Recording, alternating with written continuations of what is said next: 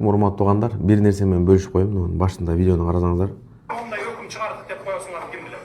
Мына генералдык прокурор Аида Салянова бет жоктук кылып туруп өзү алмаштырып атат. Ошол бүт мыйзамдарды контролдоп отурчу аял ошолчу. Кеп Садыр Жапаровду соттогон Аида Салянова жөнүндө болмокчу. Өз пикиримди айтып коеюн деп атам. Президент айкөлдүк кылыптыр. Негизи сени бирөө урза, сен аны бир жолу урсаң, бул адилеттүүлүк да. Бирок сени бирөө урду, сен аны урбай кечирип койдуң, бул айкөлдүүлүк. Президентибиз айкөлдүк кылып Аида Салянованы чакырып, эски кеткендердин баарын унутуп, аны жөн эле чакырбастан шахмат федерациянын президенти кылып коюптур. Эми бул жакшы нерсе. Бул жерден көп сабак алса болот. Мен айтайын дегеним, кээде алдыга жылыш үчүн ар бири менен эзептешип отурбай, ар нерсени казып отурбай, өткөн иш өлгөн менен барабар дейт го, баягы күч энергиянын баарын кетирбей, алдыга жылыш үчүн кээде айкөл болушка дагы туура келет экен. Өзгөчө өлкө жетекчилерине. Аскар Акаевдин кезинде убагында, Аскар Акаев кеткенден кийин Бакиев келди. Бакиев келип, ушу күч энергиясынын баарын ушу Текебаев менен согушуп жүрүп, ушу эзимде бир видеода аэропорттон ошо наркотик салып сумкасын алып, Польшага, Венгрияга учуп барып, кыскасы ал менен ызычы болуп, бунун күч энергиясы деле ошо менен кетип калды. Ал кеткенден кийин, анан кийин Атамбаев келди. Атамбаев келди дагы парламентский управление ушулар менен такташып отурам деп сурогу 5 эле жыл көз ачып жумганча өтүп кетет өзүчү.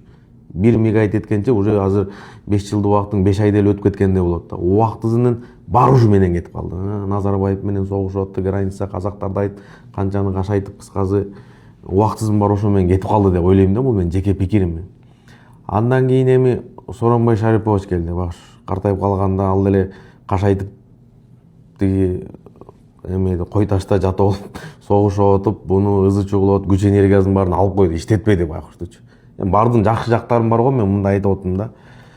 Негизи айтыш керек эле, давай бүгүнгө чейин мен ишти келдим, бияктан башкасынын баардыгы кечирилет, мындан кийинкиси ким кутура турган болсо наказание алат. Эски куску менен чукуп отуруп эле, ар жак бер жак күч энергиясынын бар Сооронбай Шарипович суроо эмне өтүп кеткенин билбей калды окшойт өзүчү. Ошон үчүн кээде иште деле, бизнесте деле, жашоодо деле кээде кечиргенге туура келет экен. Себеби өч алыш баардыгынын колунан келет. Өч алыш баардыгынын колунан келет. Учуру келгенде, моменти келгенде өч алыш бул нормалдуу эле нерсе болчу. Бирок кечирип коюш бул баардыгынын колунан келе бербейт экен. Бул күчтүүлөрдүн колунан келет экен. Ошого күч энергияны кетирбей, мамлекетти өнүктүргөнгө, өлкөнү өнүктүргөнгө аракет кылыш керек экен. Биз деле анча-мынча ит үрө берет, кербен жүрө берет. Иш болгон жерде кемчилик болот, сөз болот. Ага көңүл бурбай эле өзүңдүн койгон максатыңа аракет кылып кете бериш керек экен. Главное, максатты туура коюш керек. Себеби максаты жок жигитке мааниси жок таң атат дейт. Максатты бекем коюш керек дагы, ар бир үргөн итке көңүл бурбай. Эми туура сындаса бул жакшы, бирок туура эмес болсо күч энергияны кетирбей, кечирип коюп ишти кылып кете бериш керек экен. Ошондо жашоо дагы жеңилирээк болот экен да.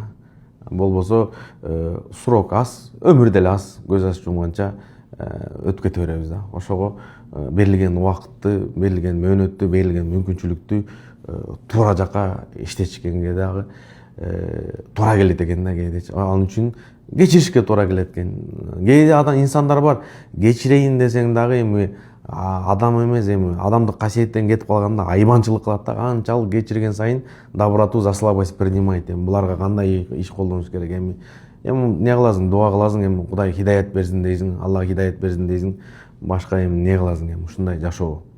Ошого баардыгыбыз кечиримдүү болоюк, баардыгыбыз айкөлдүү болоюк. Өнүгүүбүзгө берейик. Кечирген бул эң күчтүүлөрдүн колунан келе турган сыпат. Дагы бир жолу кайталап айтайын.